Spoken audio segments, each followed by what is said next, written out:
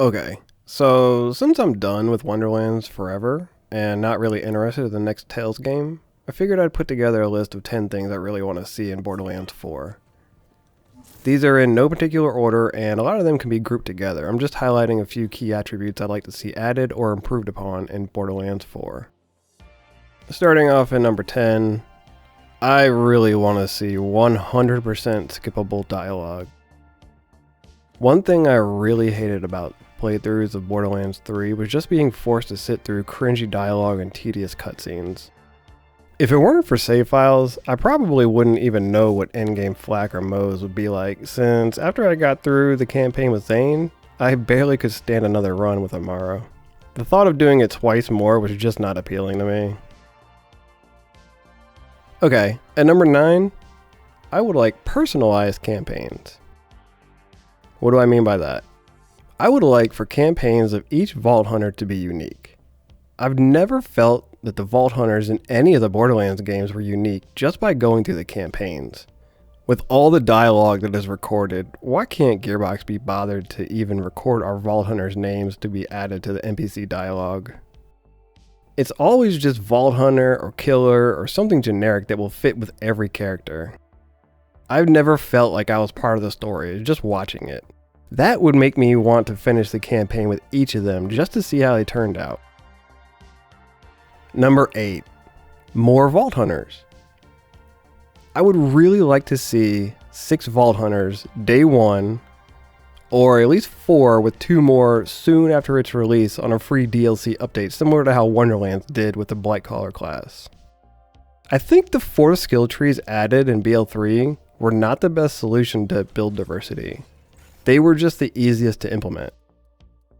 If you look back, most of them weren't very good and seemed like an afterthought. I would prefer each Vault Hunter have 3 skill trees and an action skill per tree with augment, just like we had in BL3. I thought it was a perfect number and delivered plenty of build diversity.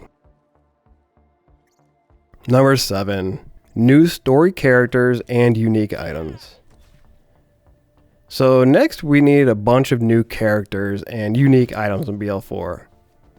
BL3 relied way too much on previous story characters and brought back too many items from old games. I want absolutely no mention of Tiny Tina or Handsome Jack. Gearbox has leaned on those crutches for far too long. The time has come to create the next fan favorite set of characters, and I would love it if they focused more on the villain as well.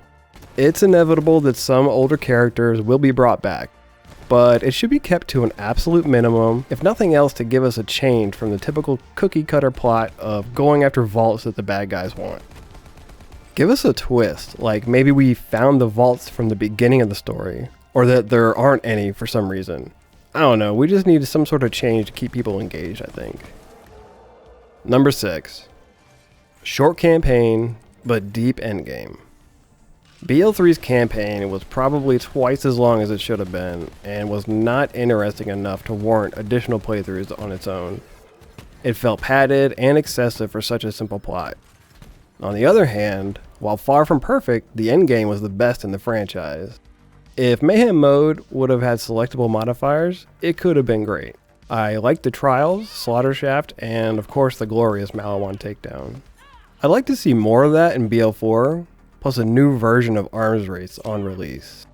I think Arms Race could be improved by having multiple maps with day, night, and seasonal cycles. It would be so cool if maps or enemies changed based on the time of day or year. Alright, number 5. New features like map editors and custom game modes. I think creating your own Arms Race maps would be really cool and increase community engagement. It could start off simple like the one in Doom, or even be as thorough as Forge in Halo, but anything would be a nice new feature. Additionally, being able to create your own game modes would be a lot of fun. I'm thinking sliders to change the number and difficulty of enemies, even selecting the types of enemies and the size of the maps. The loot crate locations, spawn locations, randomized or procedurally generated items, anything like that to add some variety. Okay, what if we had an option to not have shields or grenades drop? What if we had no res stations or had unlimited ammo? This could really increase community engagement since it would allow for really crazy encounters you would never see in the base game. Alright, number 4. Takedowns. The Malawan takedown is arguably the best content in the franchise, and I would love to see more iterations of that. Ideally a Tediore takedown, but anything new would be nice. Just so long as it doesn't involve a completely foreign playstyle like the Guardian takedown. That thing is miserable. Also having a speedrun setting with an on-screen timer that automatically stopped when certain parameters were met would be amazing. It would be such a nice touch and encourage more community engagement and competition. A stat screen at the end, similar to the Wonderlands Chaos Chambers, would also be very cool. And number 3, new item rarity. I think the abundance of legendary items in BL3 really cheapened their value.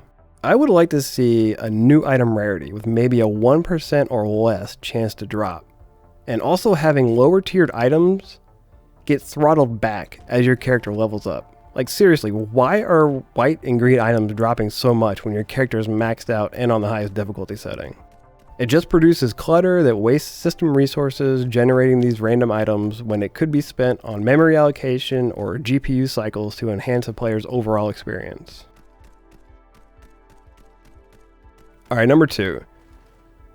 General quality of life improvements.